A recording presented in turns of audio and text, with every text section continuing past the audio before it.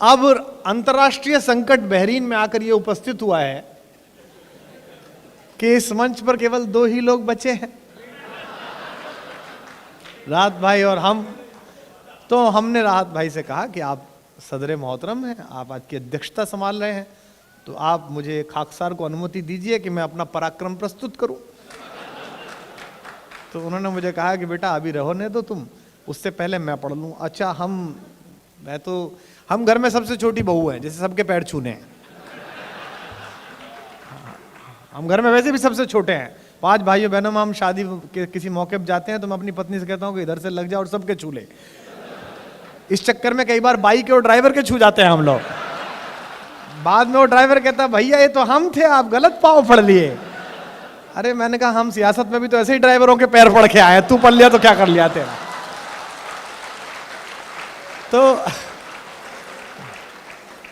आप लोग जिस मस्ती के साथ सुने, मेरा मन ये है कि सदर की भाई ये बच्चा बहुत कामयाब है। मतलब मैं समझ गया कि ये निश्चित रूप से उसी समय पैदा हुआ होगा जब संसद की कार्यवाही चल रही थी, क्योंकि बिना विषय और बिना मौके पर जिस तरह ये हंसता है और आवाज देता है, उससे मैं समझ जाता हूं कि समझ का काफी मामला है।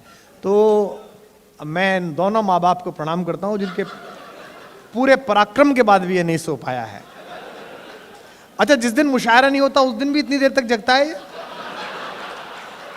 काफी परेशान करता होगा फिर तो ये आपको।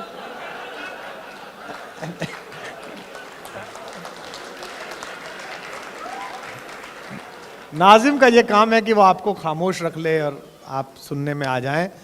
तो डॉक्टर राहत इंदौरी साहब को बुलाना मंच पे अपने आप में एक बड़े ही फक्र का, बड़े ही गर्व का विषय होता है। मेरा सौभाग्य है कि पिछले 2-2.5 दशक मैंने उनके साथ बिताए हैं और एक लंबा समय मैंने उनके साथ जिया है।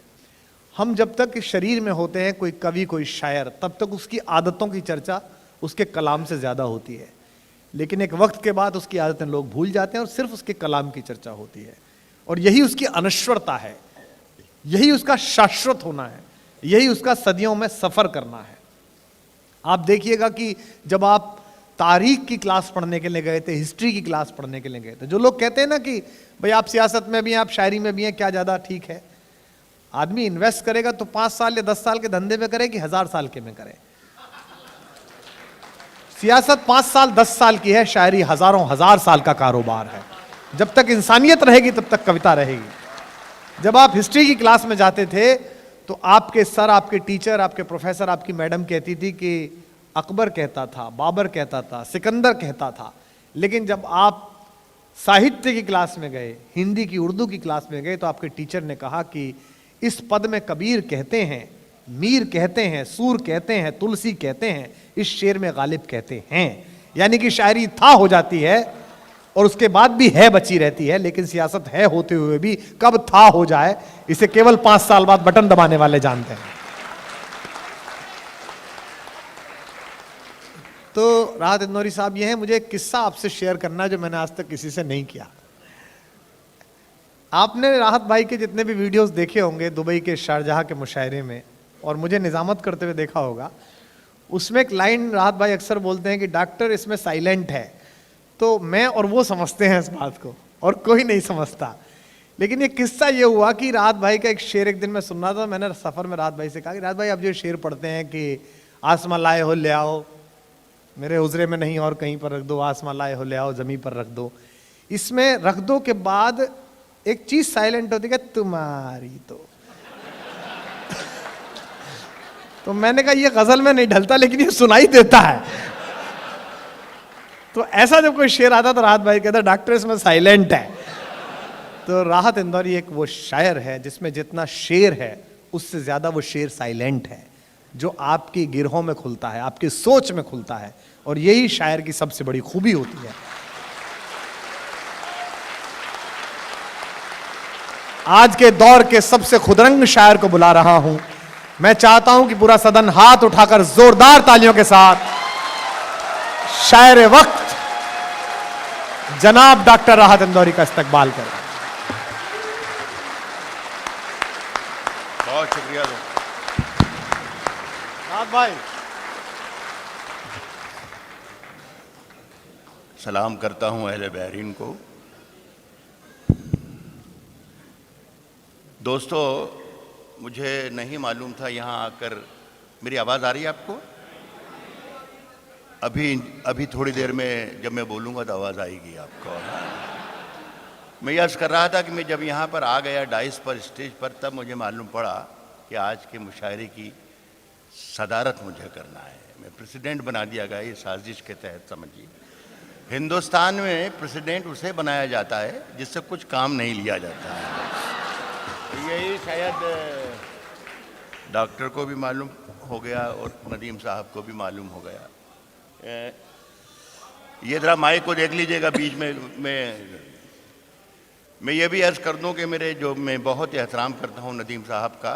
उन्होंने मुझे एक गाइडलाइन भी बताई कि राहत भाई यहाँ ये सुनाना है और यह नहीं सुनाना है, तो मेरा काम आसान कर दिया डॉक्टर कुमार विश्वास ने कि जब मैं कुछ भी नहीं सुनाता हूँ तो तब मैं बहुत कुछ सुना देता हूँ। बस ये आप ख्याल रखिएगा। मैं जो मुझे हिदायत दी उस पर अमल करूँगा, लेकिन इन्हें पता ही नहीं चलने दूंगा कि कब मैंने क्या सुना दिया कि जो आपने सुन लिया।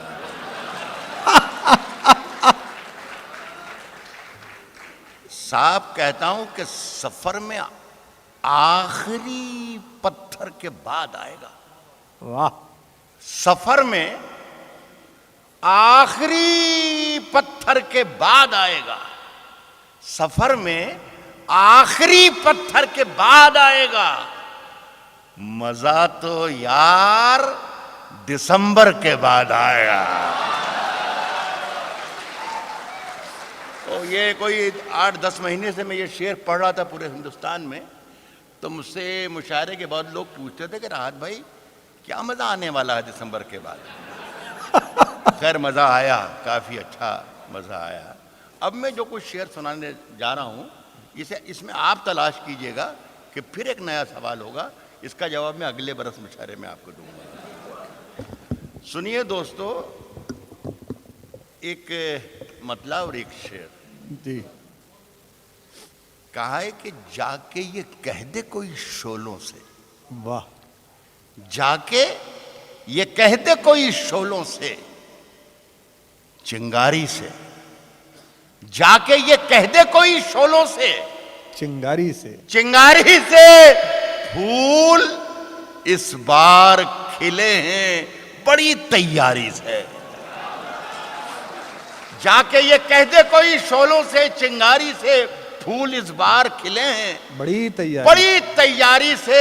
मुद्दतों बाद यूं तब्दील हुआ है मौसम, जैसे छुटकारा मिला हो किसी बीमारी से। जिंदाबाद। मुद्दतों बाद यूं तब्दील हुआ है मौसम। बहुत अच्छे राहत भाई। मैंने कुछ भी नहीं सुनाया है साहब। मुद्दतों बाद यूं तब्दील हुआ है मौसम। इसमें साइलेंट है। जैसे छुटकारा मिला होगी। सुने दोस्तों कि अब जो बाजार में रखे हो तो हैरत क्या है। अब जो बाजार में रखे हो तो हैरत क्या है।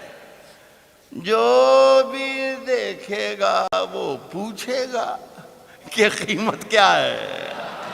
अब जब बाजार में रखे हो तो हैरत क्या है।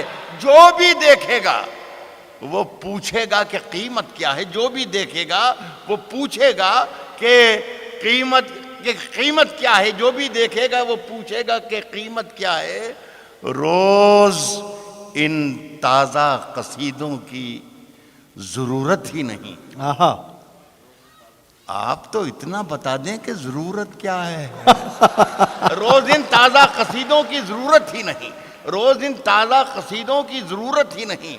आप तो इतना बता दें कि जरूरत क्या है।